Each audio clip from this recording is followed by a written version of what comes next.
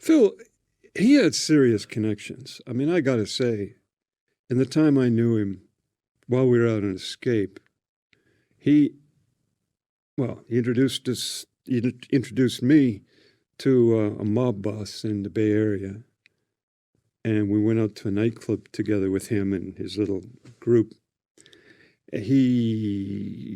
Vehicles would appear, addresses would appear, things would happen. Later, when we got out of prison, we needed a warehouse. He made a phone call. We had a warehouse. Guy just big smile on his face. Yes, please come in. Here are the keys.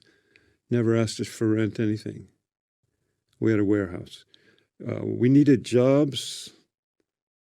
Phone call later. A Chinese guy hires us to be the managers of a residency hotel in San Francisco. Of course, there was a quid quo pro attached to that, but the point is you can make things happen. Now, the average convict would be lucky to, be able to bum a pack of cigarettes from somebody, right? Let alone having someone just hand you the keys to a warehouse, right? Was he making things happen through contacts in the underworld or through his CIA intelligence, that kind of world, or both? I have no idea. I can't tell you because things would just happen. I'd come along, he'd say, we got the keys to the warehouse. We go and look at the warehouse. One of the things, I didn't ask him questions much because I figured if he wanted to tell me, he'd tell me. If you start asking questions in that world, it's a bad look.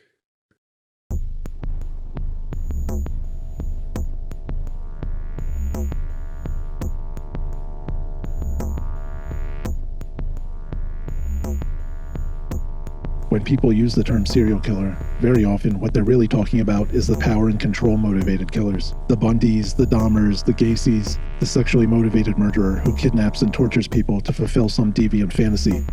Less often, the same term is used for the category of killers like David Berkowitz, Herbert Mullen, or the Zodiac. People who don't act out fantasies on captive victims or take pleasure in their suffering, but just opportunistically kill for the sake of killing or to make some deranged point or for attention.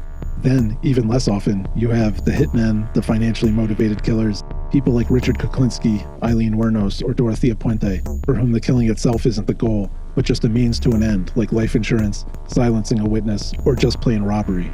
But even rarer still is the kind of serial killer who combines all three, who kills sometimes for sexual gratification, and sometimes for profit, or just for fun, depending on the situation. The man we're going to talk about today falls into this last category, someone whose story is almost entirely absent from the annals of American true crime, who killed for pleasure, for profit, and for the CIA, a man named Phillip Arthur Thompson. Thompson's killing career started out legally sanctioned by the American government as an elite soldier in Vietnam. While stationed in the country during the height of the Vietnam War, Thompson was enlisted into a top-secret operation called the Phoenix Program, a bloody covert assassination campaign run by the CIA. From there, Thompson would return home to California and embark on a long criminal career, encompassing everything from pimping and drug dealing to gun running and serial murder. Thompson routinely turned up as a suspect in murder investigations all over Southern California during the 1970s and 80s, but when police and DAs tried to prosecute him, Thompson's luck never seemed to run out. No matter how often he was arrested or how much evidence police had against him, he always seemed to get bail immediately, have his charges dropped, or get paroled ludicrously early. Local cops and prosecutors complained that they'd arrest him for multiple felonies on a Monday and then see him walking down the street on Tuesday. Thompson also seemed to be strangely politically connected for a violent felon. How did a guy with firearm and robbery convictions end up working as a driver for Richard Nixon's presidential campaign? Throughout the 70s and 80s, police directly connected Thompson to at least 8 different murders, multiple robberies, sexual assaults, and members of a domestic terrorist group who died in a shootout with police.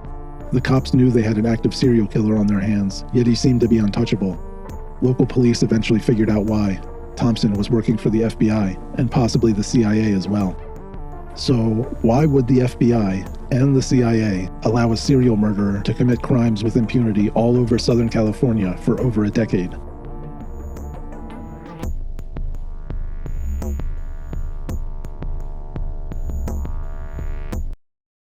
I was in the Sierra Conservation Center. I was with Phil, and they used to have a towel exchange every week. So you take your old towel and you go down to this towel room and you exchange it for a new one. And the towel room was run by the blacks, and they let you in 2 at a time. So Phil and I went into the towel room, and this black guy was behind the counter. And he took one look at Phil, and he did a double take and stared at him. And then he yelled back, "Yo, cue ball, get out here." And this black guy, of course you could tell why he was called cue ball, right? He called out and he said, "What?" And he said, "Man," he says, "this man here, this man, the coolest gangster I ever seen." Now, I'm just stunned because this is a black guy telling a story to another black guy about a white guy in California prison. I mean, just absolutely unheard of. And the black guy says, "He's just a white boy." And this guy, he looks at cue ball and he says, "This man," he said, "he went down to Red Dog's club on Bad Avenue." He said he walked into his club. He said he walked him out on the street, kneecapped him. He said Red Dog's crew come running out on the balcony, screaming motherfuckers and shooting caps, popping caps. And he says, "This man," he said, "he just walked through that gunfire, didn't break a step, out to an old truck, one of these Marlboro Man trucks, shit kicker trucks. He said he opened the door, pulled out a pump shotgun, boom, boom, boom." He said he blew all them brothers up. He said he blew them all over the balcony. And he said after he fired that third shot, he just turned around, walked back to his truck, threw in the shotgun, and drove away. And he's staring at Phil like you staring at him like a kid just admiring, like if Superman had showed up or something, right? And he said, "I'd never seen anything like it." That was an excerpt from Sean Atwood's podcast, and the man Atwood was interviewing, John Gordon Abbott, was Philip Thompson's cellmate and crime partner in the 1970s and early 80s. Sean has interviewed Abbott several times, and those interviews are an invaluable source of information on Thompson's background. The relevant episodes of Atwood's podcast are linked in the description. So, Thompson is an enigmatic figure, and in researching his background, it was sometimes difficult to parse true information from rumors and legend. For example, it appears that Thompson's father was a cop in California, and there are rumors that he was eventually fired and then jailed for corruption, but there are no reliable sources substantiating the latter claim. Thompson's parents divorced when he was young, and he was raised by his mother, Thelma, and stepfather, referred to as Richard H. in court papers. But beyond these basic details, information about Thompson's early life is frustratingly scant. According to Abbott, Thompson only spoke of his background sporadically, in bits and pieces, but Abbott was able to pick up a few details. Abbott was confident that Thompson had served in the military in Vietnam, not least because of the Agent Orange scars still visible on Thompson's body, and various details Abbott heard over the course of years suggested that Thompson was a member of some kind of special forces tasked with carrying out the CIA's Phoenix program. As the months progressed, getting to know Phil, did you find out about his military and CIA history? Well, there were clues because, I don't know, have you heard of Agent Orange? Yes. Okay, now. Henry Kissinger just loved Agent Orange, didn't he? It was a problem, this sneaky little VC crawling through the jungle, creeping up to the American compound. So they came up with the plan, we'll just defoliate the whole country. And so thousands of tons of Agent Orange, which was like a herbicide, were just sprayed everywhere and melted down all the greenery. The trouble is then the American soldiers had to go out on patrol through all this Agent Orange residue.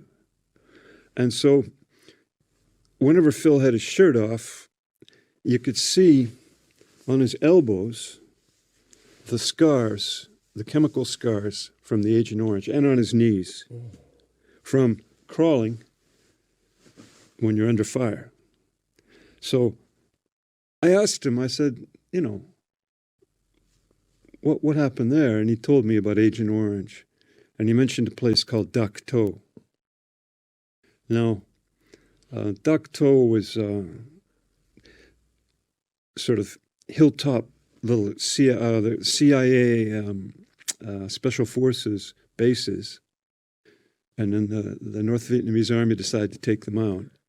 And then the Americans reinforced. And the Americans lost a lot of people. In about a weekend, they lost 2,000 people climbing up the hill, fighting in the jungle. But Phil didn't tell me straight up combat stories. You just had to pick up pieces around the edges like that. Now, for the uninitiated, the Phoenix program was a top-secret operation designed and initially coordinated by the CIA, in which various elite special operations units of the U.S. military and its allies were sent throughout South Vietnam to hunt down, interrogate, torture, and often execute people accused of collaborating with the Communist North. The program came about because of a problem the American and South Vietnamese armies were facing. In the civilian areas of South Vietnam, far away from any active war zone, peasants and rural villagers were setting up booby traps and engaging in guerrilla warfare against the American troops and their South Vietnamese allies, often coordinating their efforts under the communist-aligned Viet Cong militia. American troops who were supposed to be patrolling civilian areas were being randomly attacked from behind thick jungle cover, and it was often impossible to tell who was responsible, breeding paranoia, distrust, and violence between the American troops and the Vietnamese civilians who they were ostensibly guarding. If only the Americans could root out the guerrillas and saboteurs in the civilian population, they thought, then the American troops in South Vietnam would be safe to focus on their mission. The American solution was the creation of the Phoenix program. Acting on intelligence provided at first by the CIA and later by military intelligence units, the Americans would send out their most ruthless Special Forces soldiers to find and neutralize anyone suspected of fighting against the Americans. Widely seen in retrospect as a failure that encouraged routine human rights violations, the Phoenix program deployed some of the most brutal tactics seen in the war. Nighttime operations were common, in which American soldiers would raid rural villages and essentially kidnap anyone accused of communist collaboration, after which the detainees would be subjected to horrifying ordeals that included torture, interrogation, and often death. In the end, up to 40,000 South Vietnamese were executed without trial as a result of the program. The intelligence connections Thompson would later exploit to avoid criminal accountability were likely forged during this period, when, as an elite Special Forces member carrying out the Phoenix program, he would have been in constant company of CIA operatives and case officers. Not just any soldier could be relied on to kidnap, torture, and murder civilians night after night, but the cold-hearted ruthlessness Thompson demonstrated in Vietnam would carry over into the criminal career on which he would soon embark. He has to take out the fat man, and they tell him where the fat man is. And so he goes to find the fat man, but he sees the guy's got a bodyguard. Now, most people don't have bodyguards. If somebody has a bodyguard, there's something serious going on in the background. Right? Either he's super rich, or he's in the cartel, or he's, whatever it is. There's something serious going on. And so the usual move, the guy walks to the dark corner of the parking lot and gets a surprise. That wasn't on. And the fellas wanted the fat man to go down fast. So he went into a nightclub, and his bodyguard went into the nightclub, and then Phil went into the nightclub. And you got the music, boom, boom, boom, and they got strobe lights. They used to have strobe lights in those days, flashing. And Phil gets a drink, and he's sitting just kind of watching the two of them out of the corner of his eye, and the fat man takes a center position right around all the people, right? So, and the bodyguard's right there, and the bodyguard's not drinking. But Phil figures the guy can't last forever, so he just sits. And finally the bodyguard gets up and goes to the toilet. And Phil, he walks over to the fat man, and he taps him on the left-hand shoulder. The fat man turns his head this way. Phil puts the 25 under the fat into his armpit and empties the clip, 7 rounds, straight through his chest. And you couldn't hear it because the fat just enveloped it. Now, a low-caliber pistol like that, 25 or 22, doesn't have much bang to it. Now, the music is still throbbing. There are people sitting right there, and they don't notice because the music's banging, the strobe light's going. And the fat man, his head just falls forward like this. He spills his drink. Phil just pats him on the back and walks out the door. This would probably be a good time to introduce our other protagonist, a man who I've already mentioned, who was Thompson's cellmate and crime partner throughout the 70s and 80s, John Gordon Abbott. Abbott's early life is somewhat less mysterious than Thompson's. The son of a PhD professor of genetics and a diplomat who worked for both the World Bank and the UN, Abbott was born in England but grew up in Canada. A genius with a reputed IQ of 160, Abbott excelled in school, becoming fluent in Japanese and pursuing an Asian studies degree at UC Davis, where his mother taught courses on genetics. Although he was suspected in at least one botched robbery that ended in the victim's death and an arson murder, both of which remain officially unsolved, Abbott's first serious brush with police came in 1976 while he was still a college student. Abbott and his brother decided to burglarize a jewelry store and ended up in a shootout with police in which Abbott's brother was killed, a crime for which Abbott would receive a then legal indeterminate sentence of 5 years to life in the California Department of Corrections. Stuck behind bars and starved for intelligent conversation, Abbott would gravitate towards the 6'4", 230-pound Thompson, who Abbott found to be somewhat more intellectual than the other prisoners. Abbott and Thompson would become cellmates and crime partners, robbing drug dealers, collecting on debts, and conducting high-yield robberies throughout the San Francisco Bay Area. Abbott would later serve time in a Canadian prison before being deported to his birth country of England, and over the next few decades, he would move to Japan and New Zealand, where he would amass sizable real estate holdings worth millions of dollars, paid for in cash. Abbott would remain the mysterious subject of message board speculation revolving around the Danny Casolaro Octopus case, the UC Davis sweetheart murders, and even the Zodiac Killer case, until finally surfacing 5 years ago when he would start appearing on Sean Atwood's podcast to tell stories about his past criminal life. Now, as you may be aware, there's a thriving ecosystem of ex-convict channels all over YouTube, with felons trading wildly exaggerated tales of their criminal careers, where every one of them was a kingpin selling kilos with $1 million in the bank. But in researching this case, it was often the most outlandish-sounding details from Abbott's stories that would end up being confirmed in the original media reports from the 70s and 80s. Abbott insists he was just a college kid who made some stupid decisions and got mixed up in the criminal underworld in his early 20s, but many people have come away from watching Abbott's podcast appearances with the impression that he seems cold and calculating, even psychopathic, and therefore his stories about Thompson and himself should be treated with a high degree of skepticism. However, in reading media accounts of the people and events which Abbott has discussed publicly, it was remarkable to discover just how accurate his memory was regarding details from over 40 years ago. This video will show external corroboration of Abbott's claims when possible, but obviously, since he describes crimes for which Thompson was never prosecuted, and private conversations with Thompson, that kind of confirmation wasn't always available. In 1972, 5 years before Abbott met him, Thompson was working as a driver for Richard Nixon's second successful presidential campaign, also known as CREEP, or the Committee to Re-elect the President. Nixon liked to employ ex-CIA and FBI men, especially for his security and political operations, aka dirty tricks departments, most famously people like G. Gordon Liddy, E. Howard Hunt, and James McCord, who would go on to commit the Watergate burglaries that ended Nixon's presidency.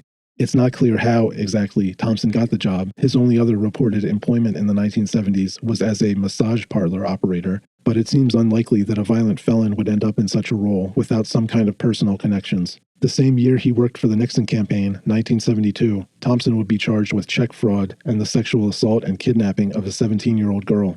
If he received any prison time for these crimes, it was very short, because Thompson would be back in police blotter by 1975, charged in the murder of a man the media described as a narcotics user and illegal gun trafficker named Ronald Winter.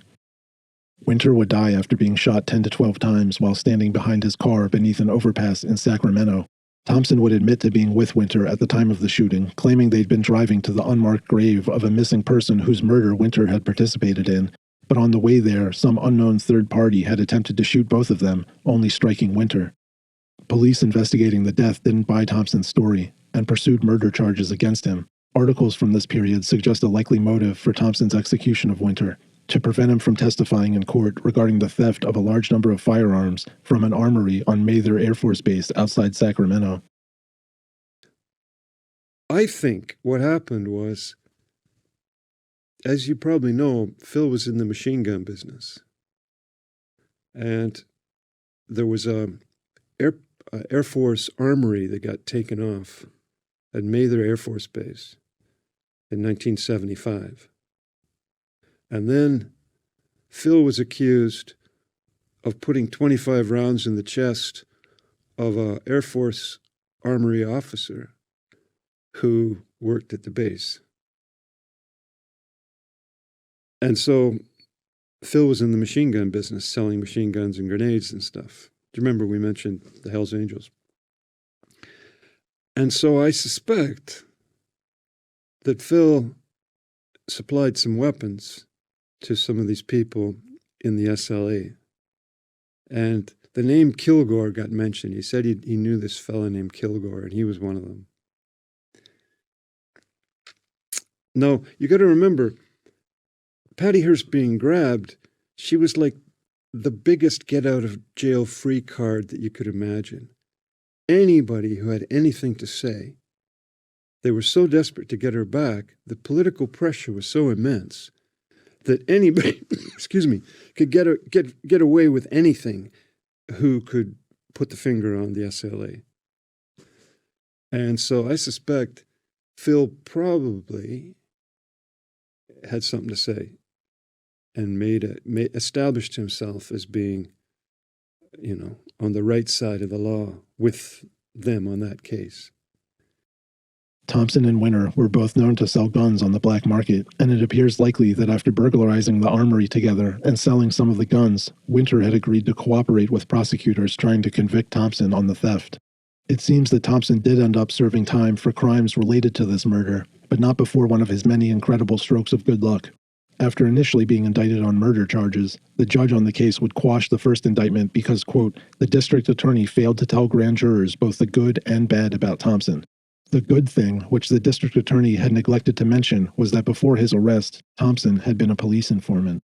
One other bizarre angle on the Winter murder was that the cops believed that the AR-15 used to kill Winter had recently been used by members of the Symbionese Liberation Army in a bank robbery outside Sacramento, during which an innocent bystander was killed. In fact, Abbott believes that this SLA connection may have been the true impetus for Thompson's stateside association with the CIA. You see, one of the mysterious things about this whole tale is they say Phil was a police informant.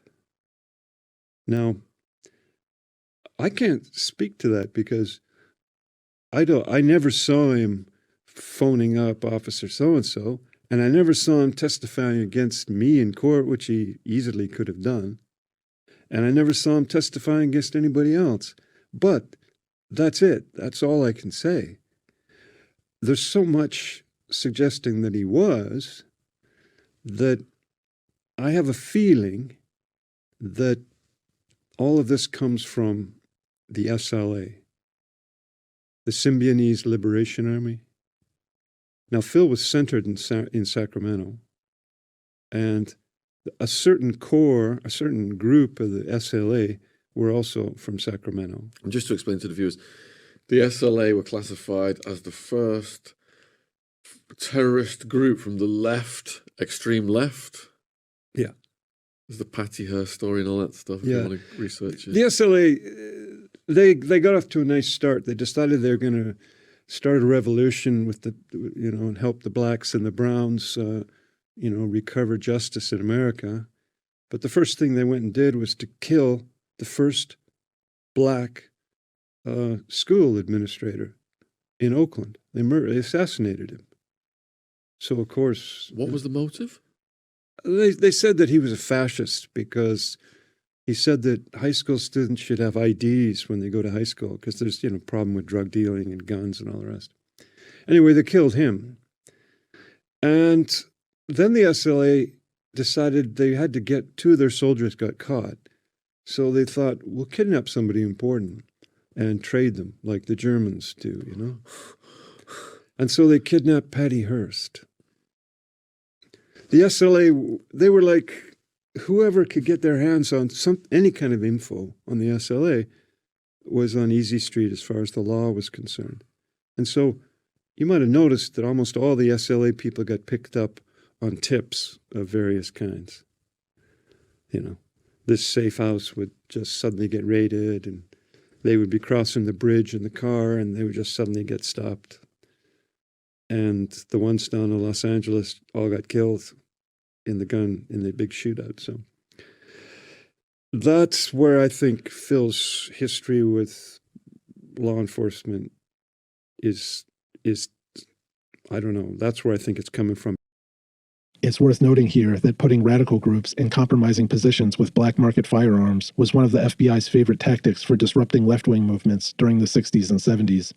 Instead of trying to prevent extremist groups from arming themselves, the FBI would funnel illegal guns to them and then provoke violent confrontations between competing political factions or between radicals and the police. Most famously, FBI agitation led to the shootout on the UCLA campus between the LA chapter of the Black Panthers and Ron Karenga's United Slaves Organization, which left Panthers John Huggins and Bunchy Carter dead, and the raid on Fred Hampton's apartment in search of illegal weapons that resulted in Hampton's assassination by Chicago police. If Thompson had been directed to provide guns to the Symbionese Liberation Army in the course of his work for the FBI, it would have been totally in keeping with the Bureau's strategy for subverting radical groups of the period. From the public record, it appears that after Thompson's murder indictment was quashed in 1975, prosecutors either gave up on the murder charges or got Thompson to plead down, because by 1976, Thompson was incarcerated on charges that included assault with a deadly weapon, forgery, and receiving stolen goods. It was while imprisoned for these charges that Thompson first met Abbott, and their long criminal association would begin. According to Abbott, his first encounter with Thompson came in 1977 at the Sierra Conservation Center prison, and the first few years of their criminal partnership would take place mostly behind bars. In Abbott's telling, Thompson held a respected position in the prison hierarchy and was already familiar with several of the prison's gangs from his years selling them guns on the outside, and Thompson made money behind bars selling smuggled methamphetamine. Thompson and Abbott staged separate prison escapes in 1978, during which they spent several months on the lam until police raided the apartment where they'd been hiding out. Despite finding over $25,000, that's $140,000 in 2025 money, worth of guns, oriental rugs, art objects, and jewelry, all of which had been stolen in at least 6 separate robberies. No time was added to their sentences, and both were back on the streets less than 2 years later. It was after this arrest that San Francisco police would break protocol and vent their frustration to the media over Thompson's apparent get-out-of-jail-free card. Burglary Inspector Neil Jordan was quoted in the San Francisco Examiner saying, "That's something that always puzzled me. We had a statement from Abbott acknowledging his and Thompson's complicity in at least 3 of the robberies and evidence to tie them into at least 3 others. And 18 months later, I saw Thompson here in the property room looking for his records. Why did he get out so early? I just don't know." Thompson had just received a 10-year prison sentence on reduced charges 2 years earlier, despite clearly being guilty of the first-degree murder of Ronald Winter, then escaped from prison, got caught with the equivalent of $140,000 worth of guns and other property, which his crime partner admitted to stealing in multiple robberies, and yet he served less than 4 years of that initial 10-year sentence. After his release, Thompson would continue his trade selling methamphetamines, cocaine, and firearms to the San Francisco underworld. It was his cocaine business that would provide another likely nexus of collaboration between Thompson and the CIA, as Thompson began charting a cocaine and gun smuggling path that would later be well traveled by the CIA and its allies during the events that came to be known as the Iran-Contra scandal. In 1981, after a police stakeout, Thompson would be arrested at a warehouse in San Francisco where he stored much of the property stolen during his various robberies. Inside the warehouse, San Francisco police would find sketches, timetables, and notes suggesting that Thompson and Abbott had been surveilling a branch of the Hibernia Bank, paying particular attention to the timing of cash transfers. In subsequent interviews with Abbott's wife, police learned the pair had been planning to rob the bank to obtain seed money for a cocaine and gun smuggling scheme. They would use the stolen bank money to purchase weapons in the United States, then smuggle the guns to right-wing paramilitary groups in El Salvador, who would pay for the shipment with cocaine that had an American street value of up to 10 times what Thompson paid for the guns. Now, it's beyond the scope of this video to go into minute detail on this point, but in the 1990s, the journalist Gary Webb uncovered overwhelming evidence that in the early 80s, the main supplier of Freeway Ricky Ross's cocaine distribution network was buying cocaine from a CIA-backed army in Nicaragua called the Contras, who were then engaged in guerrilla warfare trying to topple the Marxist Sandinista government. Ross's supplier was funneling the money he received from the cocaine deals to the America-aligned Contras to buy weapons and other supplies to continue their war on the Sandinistas. And my next guest is a reporter, not from San Diego, California, but from San Jose Mercury News, and he wrote a story called The Dark Alliance. Please welcome Mr. Gary Webb to the show. And Gary, this really, I think the current fervor over this issue is because of your article. A lot of people may not be familiar with what the Dark Alliance meant and stands for. Why don't you tell America what the story is about first, and then we'll talk about the issues. It was about a cocaine ring that operated along the west coast of the United States throughout most of the 80s. And they were funneling, they were selling cocaine in South Central. They were also selling it in Oakland. They were selling it in San Francisco. They were selling it in San Jose. And some of the money they were making was going to support an army that the men who ran the cocaine ring worked for, called the FDN. This was an army that the CIA started in 1981 and supported better known to us, most of us who remember news, the Contras from Nicaragua. So go right ahead. The men that were running the cocaine ring were top officials of this Contra army. And what we found was that they were selling this stuff in South Central, which is, predominantly black section of Los Angeles, immediately before the outbreak of the crack cocaine epidemic. They started selling powder. Tons and tons and tons of powder cocaine was going into this one small area of the city. And from there, they sold it to Freeway Rick. And Freeway Rick took the powder, turned it into crack, and starting in 1983, 1984, began distributing it to predominantly the gangs, the Crips and the Bloods in Los Angeles. And they spread it, from there. By 1983, Rick Ross was purchasing 10 to 15 kilos a week from his CIA-backed Nicaraguan connection, so the fact that Thompson was trying to set up an identical operation 2 years earlier in a neighboring country is intriguing at the very least. Was Thompson tipped off that the feds would look the other way so long as his cocaine enterprise benefited the CIA's allies in Central America? If it's a coincidence, the odds must be astronomical.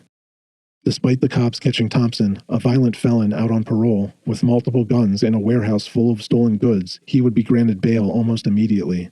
And tragically, that warehouse would come to play a role in one of the darkest chapters of Thompson's story, the disappearance of Valerie McDonald. In 1980, Thompson and Abbott had been working semi-legitimate jobs as the managers of the Tower Apartments in San Francisco.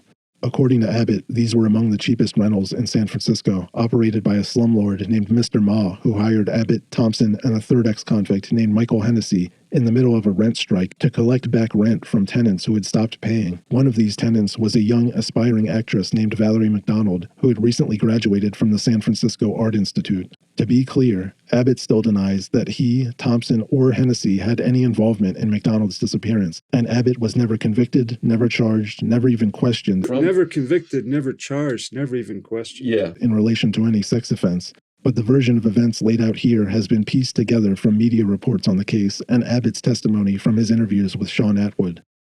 According to McDonald's friends, she was scared of the newly hired managers of her apartment building. She described having been invited to a party in their apartment, where she left quickly after seeing bowls of cocaine and, quote, satanistic activities. The day she disappeared, McDonald had been approached by Michael Hennessy, the third ex-convict co-managing the apartments, who claimed to have an in with a Dino De Laurentiis movie production in town. He said there was a part that McDonald could audition for, and she would be paid $200 up front for her time. The last people to see McDonald alive said that despite her reservations about her scary apartment managers, she had decided to go to the movie set with Hennessy, hoping for a break in her acting career. No one ever heard from McDonald again after that night, and the accounts of what happened next that appear in media about the case come from police and private investigators who interviewed informants who knew Abbott, Thompson, and Hennessy. According to these informants, the movie set turned out to be Thompson's warehouse, where McDonald was chained to a bed and subjected to a horrifying 10-day ordeal. Her case would go cold for almost 2 decades until the year 2000, when a set of bones that had been found in 1991 just outside of Danville, Washington, were positively identified as Valerie McDonald's. It's unknown exactly how McDonald's remains ended up in this rural part of Washington state, but reporters who have covered the case think they have an idea. Shortly after McDonald's disappearance, Abbott, Thompson, and Michael Hennessy left San Francisco and headed north to Trail, British Columbia. Thompson headed back to San Francisco just hours after crossing the border, but Abbott and Hennessy would soon get into a shootout with Canadian police that left Hennessy dead and Abbott incarcerated for years. There's a route from San Francisco to Trail, British Columbia that passes right by that rural section of Danville where McDonald's bones were found. When Abbott and Hennessy were searched, they were found to be in possession of McDonald's jacket, her voter registration card, ID card, and other property. Abbott explains this by saying that Hennessy had cleaned out McDonald's apartment when she disappeared, and those items happened to be in the car during their trip to Canada. He also claims that most of the information from media reports came from junkies and other opportunists who took advantage of McDonald's parents' desperate search for their daughter by selling false tips to the private investigators they'd hired to find McDonald. But those PIs and police believe the trip to Canada was likely used as cover to dispose of McDonald's remains, somewhere they'd be much harder to find. In 1982, Thompson was arrested in a separate crime, the $187,000 robbery, that's $620,000 in 2025 dollars, of a Bay Area jewelry store with an accomplice named Willie Wisely. It's worth noting that during an interrogation regarding the robbery, Wisely told police that he had information about a woman believed murdered in the San Francisco Bay Area. Wisely ended up getting a life sentence for his involvement in the robbery. Thompson walked, allegedly because of FBI intervention in his case. No one was ever prosecuted for Valerie McDonald's disappearance. Later in 1982, Thompson would be implicated in yet another murder, which would famously entangle him in the web of conspiracy described by the journalist Danny Casolaro, which has come to be known as the Octopus case. As detailed in American Conspiracy: The Octopus Murders on Netflix, a man named Paul Maraska was found in his own apartment, his body covered with signs of torture, hog-tied such that the movements of his body would ultimately bring about his strangulation. Maraska was alleged to be the money man for black market operations being run from an Indian reservation in the California desert called the Cabazon Band of Mission Indians, and he was said to be in control of bank accounts containing up to $1 billion in illicit profits. At this time, the Cabazon Reservation had come under the control of the brilliant ex-CIA agent John Philip Nichols, who used the technicalities of tribal sovereignty law to make money doing things that would be illegal just a few miles away, across the border of the reservation. During this period, the Cabazon Reservation hosted tax-free cigarette stores and one of the first Indian casinos in America, as well as a weapons testing range used by the Wackenhut Corporation to test experimental weapons like railguns, plus illegal firearm sales, possibly by Thompson himself, and methamphetamine manufacturing labs. During interviews with police, Maraska's girlfriend said that Maraska spent the final days of his life terrified that he was being pursued by a supposed CIA hitman named Jason Smith, a name which police soon discovered was an alias for Philip Thompson. In further interviews, FBI agents told local cops investigating Maraska's death that they had arranged for Thompson to get to know Maraska and his accomplice, a man named Michael Riconosciuto, because the FBI believed the men were running a multi-million-dollar methamphetamine operation. So, the FBI's story is that they sent a known methamphetamine trafficking serial killer to keep tabs on some guys cooking meth, and even though no prosecutions ever resulted from it, and one of the two subjects of that investigation ended up being murdered shortly after, probably by their own informant, they still considered Thompson so valuable that they continued helping him get away with murder. The homicide detectives who investigated Maraska's death had a different version. The detectives said they had approached the FBI with evidence of crimes being committed by Thompson and others on the Cabazon Band reservation, but the feds just weren't interested. People walk away from you because they think you're making something up. I don't know how people can operate like this without getting in trouble from the federal government. In fairness, the detective's impression may be correct. Maybe the FBI agents he approached were just unaware of Thompson's connections to the Bureau. In an era of paper records and filing cabinets, it's entirely possible that FBI agents in one part of California might not know about every informant the Bureau was handling in the rest of the state. The alternative explanation is that the FBI was approached with evidence implicating one of their informants in a brutal murder and then made sure that informant wasn't prosecuted. Now, Thompson often comes up in discussions of the Octopus case, and although the Octopus is beyond the scope of this video, I found that one of the most valuable sources of information about Thompson was a book about the Octopus by the journalist Sherry Seymour titled The Last Circle. Seymour obtained records of a police interview with an FBI agent named Robert Barnes, where Barnes admitted that he had been Philip Thompson's handler at the FBI during this period. According to Barnes, Thompson had originally been hired at the Cabazon Reservation to be Riconosciuto's bodyguard for $10,000 a month, and rather than facilitating Thompson's involvement with Riconosciuto, the FBI had just used him to collect information once they learned of the connection. If Thompson's FBI handlers were sending him out to essentially freelance and inform on whoever he happened to encounter in the course of his criminal career, that suggests that at least by 1982, the FBI had granted Thompson a much higher degree of trust than they would a typical informant.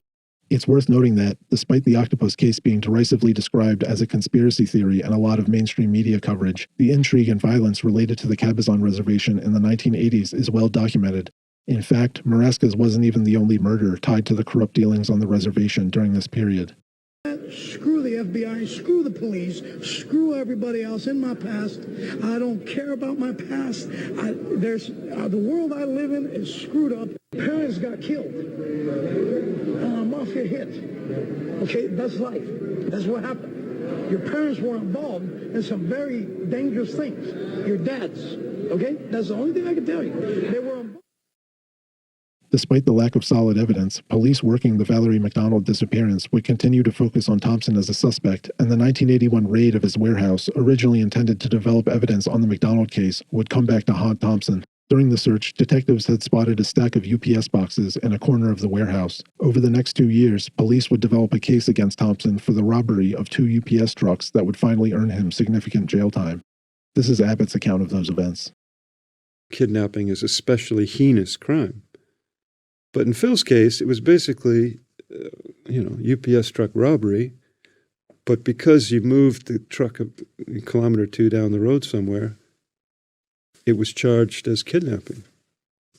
Anyway, the thing I feel bad about was that when we've been out, we've been driving along before Christmas, and Phil had said to me how hard it was to pick presents, Christmas presents for the ladies. Like, what do you get them? And, you know, how do you know what they're going to like? And we're sort of just talking about this. And we're driving along the backside of Richmond. We were actually following a truck thinking about hijacking it. Anyway, the two ideas bounced together in my head. And I said to Phil, I said, well, just hijack a UPS truck a week before Christmas. I said, it'll be stuffed with all kinds of nice presents for the girls. And then you'll be able to just pick whatever you want. And I didn't think anything more of it. And then I, went off to Canada. And anyway, it turned out that seed had been planted in his head, and they went and hijacked two of these trucks. Thompson would receive a life sentence with no parole for 18 years on kidnapping and robbery charges stemming from his hijacking of the UPS trucks. By 1983, he was back in the California prison system. Apparently, whatever protection Thompson was receiving from the FBI and CIA had ended. But there was one more case from Thompson's past that would end up ensuring that he would die in prison and airing out his past work for the FBI and CIA in the process. The only murder for which Thompson was ever convicted, that of Betty Clower. Back in June of 1971, two young girls riding horses in a field near Placerville, California, had stumbled across the body of a 21-year-old woman named Betty Clower. She'd been beaten, sexually assaulted, and shot 3 times. The night before, Clower had gone out dancing with some friends, and on the early morning drive home, she met a man at a gas station who said he was heading to Lake Tahoe and offered to take her with him. Clower impulsively agreed and got in the man's car around 2 a.m. After driving in the direction of Lake Tahoe for less than an hour, the man pulled into that Placerville field and brutalized Clower before executing her. Despite having a description of the man from Clower's roommate, who had briefly seen him standing outside Clower's apartment, the case went cold for 30 years. There was even speculation it might have been a Zodiac crime the killer never took credit for, until in 2003, DNA recovered from the clothing Clower was wearing that night was entered into an offender database, and a match came back for Phillip Thompson. Thompson's 2003 El Dorado County trial lasted 6 weeks, and although the FBI wouldn't be coming to save Thompson this time, his past intelligence work did become part of the case. A detective named Rick Fitzgerald took the stand and told jurors that Thompson had spent the 70s and 80s doing covert operations for the CIA. There are at least 8 to 10 other murders that we know of. There is in fact some information that suggests he was an operative who was given a lot of leeway. It was claimed during the trial that Clower had also been an informant, providing police with information on local drug dealers. Predictably, this became one of Thompson's central lines of defense. Baby Clower had been killed by one of the drug dealers she was informing on. Abbott's interpretation is that Thompson was probably hired to take Clower out because of her alleged informant work and added the sex crime just to disguise the true motive. This seems unlikely. After all, Thompson had already been charged for a different sexual assault in 1972, so it's not as if this was out of character for him. Whatever the case, Thompson would be convicted after the 6th week of trial and received a second life sentence, this time without parole. It's believed that Thompson died behind bars in 2020, though this hasn't been officially confirmed.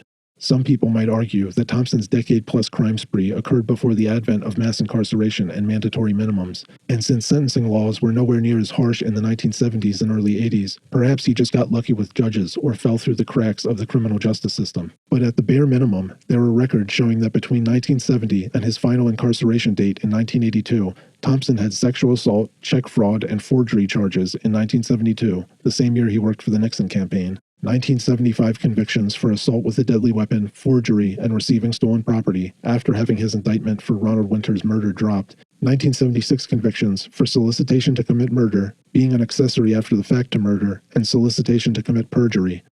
A prison escape in 1978. A 1979 conviction for criminal possession of a firearm.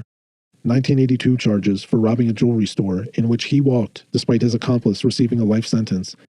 Associations with terrorists, including both the SLA and Luis Posada Carriles, who'd blown up a Cuban passenger jet in 1976, killing 73 people, plus all the other crimes, including murders for which Thompson was never charged, but which Abbott has detailed in his Sean Atwood interviews, all during a period when police suspect Thompson committed at least 8 to 10 other murders that were never officially solved. The number and frequency of crimes in itself is hard to believe, but on top of that, there were cops complaining to local media about how easily Thompson seemed to avoid prison and explicitly identifying Thompson as an FBI informant in court cases and media interviews. Sherry Seymour even found the FBI agent who handled Thompson by his own admission. Now, a skeptic might say that the use of the term informant to describe Thompson implies a passive role for the FBI, where they just use Thompson to infiltrate groups their agents couldn't access to provide witness testimony for criminal prosecutions.